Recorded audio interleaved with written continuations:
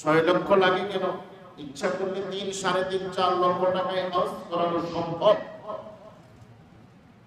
কারণ দেশটা তো আমাদের কি অত্যন্ত ভালো। প্রত্যেক জায়গায় খুব ইনসাফ, আলুর বাজারে ইনসাফ, মরিচের বাজারে ইনসাফ, পেঁয়াজের বাজারে ইনসাফ, সব জায়গায় ইনসাফে ভরপুর। ইনসাফ আছে না নাই?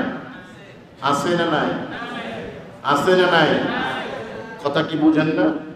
আমি কি হিব্রু ভাষায় বলতেছি নাকি অন্য কোনো ভাষায়? ইনসাফ আছে।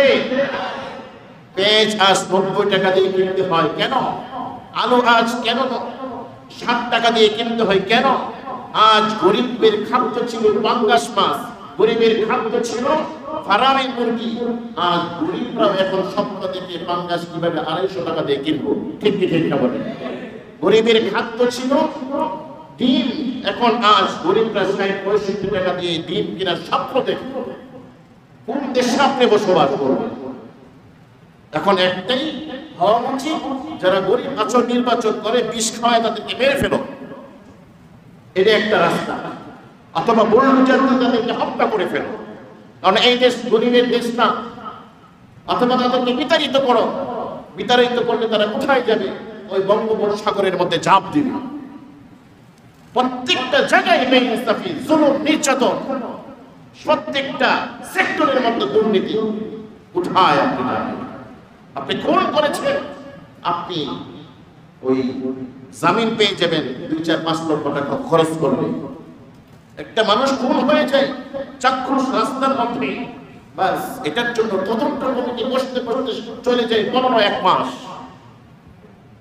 অথচ এই দেশের মধ্যে যদি শরীয়তের আইন থাকতো, একটা খুন করা 3 দিনের মধ্যে তাকে ফাঁসির কাস্তিতে ঝোলানো সম্ভব।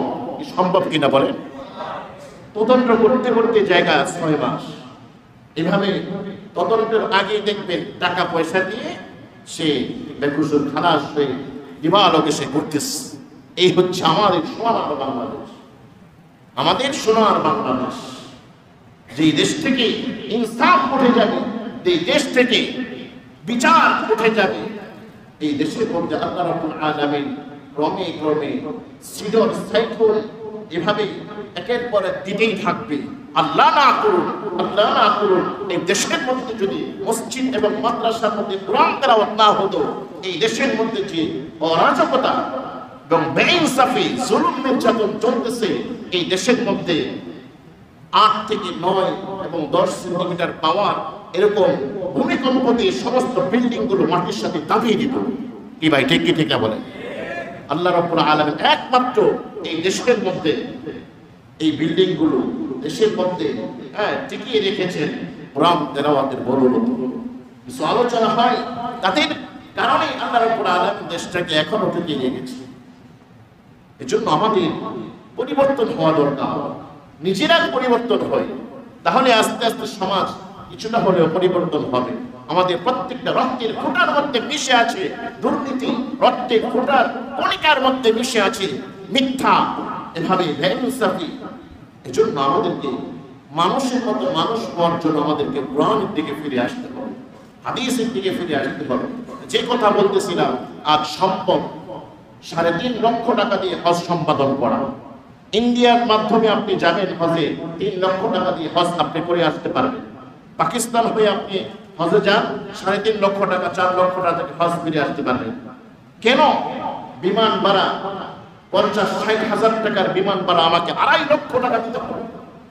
আপনি একই কাজ আপনি উমরা করতে যাবেন, সেখানেও সিন্ডিকেট, বিমান ভাড়া 85,000 টাকা, অথচ 40,000-35,000 টাকা দিয়ে বিমান ভাড়া সম্ভব যাওয়া এবং আসা। আচ্ছা ধরলাম 85,000 টাকা উমরা আপনি করতে যাবেন, তাহলে একই বিমানে আপনি যাচ্ছেন, একই বিমানে আসতেছেন হজের সময়। তাহলে হজের সময় কেন 2 লক্ষের উপরে আসা যাওয়ার টিকিট কিনতে হবে? কথা বুঝেন? কথা বুঝেন ভাই? 3 গুণ টাকা দিয়ে বাংলাদেশ বিমানে উঠতে হয়। এটা দেখে সৌদি এয়ারলাইন্স এবং অন্যান্য এয়ারলাইন্স বলে, তাহলে বাংলাদেশের বিমান যদি 2.5 লক্ষ টাকা 2 লক্ষ টাকার উপরে লাগে, আমরাও বৃদ্ধি করে দিই। এরা হাসে যে আমরা অহেতুক ভাবে টাকাগুলো নিচ্ছি। কারণ তারাও যদি এই দেশে ব্যবসা করতে চায় তাহলে তাদের বাধ্য ওই ৬০-৭০ হাজার টাকার থেকে ২.৫ লক্ষ টাকা দিয়ে বাজারে ছাড়া, তারা পারলেও করতে পারে না। যদি কমিয়ে নেই তাহলে বাংলাদেশ সরকার বলবে এই দেশ থেকে তোমরা চলে যাও, আমাদের হাসিগুলো আমরাই নিয়ে যাও। এইভাবে সিল টিকেটের মাধ্যমে গরিব মানুষ যাদের কাছে ২-৩ লক্ষ টাকা ৪ লক্ষ টাকা আছে, তারা স্বপ্ন দেখে আল্লাহ রাব্বুল আলামিনের ঘরে হজ করবে। জীবনে একবার হলেও তাদের চক্ষু দ্বারা আল্লাহর ঘর দেখে শীতলতা এবং রহমত প্রাপ্ত হবে। তারা হজে যাইতে পারতেছে না, তারা হজ থেকে নিজেকে বিরত রাখতেছে। কেন? ওই জালেম সিন্ডিকেটের মাধ্যমে সমস্ত কিছু আজ দখলের মধ্যে নিয়ে গেছে। ডিম থেকে নিয়ে একেবারে আন্তর্জাতিক বাজারে প্রত্যেকটা পণ্যের মধ্যে এই দেশের সিন্ডিকেট যদি ভাঙতে হয় তাহলে দেশের মধ্যে আইনের শাসন কায়েম করতে হবে, আইনের শাসন কায়েম করতে হবে, ইনসাফ কায়েম করতে হবে। এই দেশের মধ্যে অরাজকতা, জুলুম, নির্যাতন বন্ধ করতে হবে। তাহলে এই দেশের মধ্যে আল্লাহ রাব্বুল আলামিনের রহমত যখন নাজিল হবে তখন আল্লাহ রাব্বুল আলামিন প্রত্যেকটা নাগরিকের অধিকার আল্লাহ রাব্বুল আলামিন ফিরিয়ে দিবেন। দেশের মাধ্যমে, প্রত্যেকটা ডিপার্টমেন্টের মাধ্যমে। এই জন্য রক্তের কণিকার মধ্যে এভাবে জুলুম, নির্যাতন মিশে আছে। এগুলো থেকে আস্তে আস্তে আল্লাহকে ভয়ের মাধ্যমে, কোরআন এবং হাদিসের মাধ্যমে নিজেদেরকে পরিবর্তন করতে হবে। আমরা নিজেরা পরিবর্তন হই, আমরা নিজেরা পরিবর্তন হই না। যখন সিন্ডিকেটের মাধ্যমে বাজারের পণ্যগুলো বৃদ্ধি করে দেই তখন আমরা প্রতিবাদ করি না। আমরা আরো ডিম বেশি কিনে ফ্রিজের মধ্যে ঢুকাই, আমরা পেঁয়াজ আরো বেশি কিনে আমরা গুদামজাত করি। আরো তো বেড়ে যাবে, আরে ভাই, যেটা বৃদ্ধি করেছে সরকার, যেটা সিন্ডিকেটের মাধ্যমে ব্যবসায়িকরা বৃদ্ধি করেছে, সেটাকে আমরা বয়কট করি। দেখবেন যে সিন্ডিকেট ভেঙে চুরমার হয়ে সেই ১০০ টাকার পেঁয়াজ ৩০ টাকা আমরা পেয়ে যাবো। ঠিক কি দেখতে বলো? আমরা জনগণই খারাপ। এজন্য আমাদেরকে চেঞ্জ হতে হবে, পরিবর্তন করতে হবে।